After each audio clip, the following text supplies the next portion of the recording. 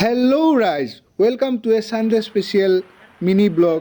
আজি আমি আহিছিলোঁ মনসা পূজাৰ কালেকশ্যনৰ কাৰণে আৰু ইয়াত হঠাৎ দিলে ধাৰাসাৰ বৰষুণ আৰু আমি ভিজা মেকুৰীৰ দৰে জিকি কাষৰ এটা নামঘৰত বহি আছোঁ আৰু বৰষুণ শেষ হোৱাৰ পিছত আমি আহিলোঁ চুলি কটাবলৈ, কাৰণ মাতাশ্ৰীয়ে দিছিল আজি ষ্ট্ৰিক্ট ৱাৰ্ণিং যে চুলি কাটি নাহিলে ঘৰ সোমাব নিদিয়ে আৰু দুপৰীয়াৰ ভাত নাপাম। তো মাতাশ্ৰীৰ কথা শুনি চুলি কটালোঁ আৰু গধূলি ওলালোঁ ATM-ৰ পৰা অলপ কেছ, আৰু আমি এই কেছেৰে কি কৰিলোঁ ৰাইজ।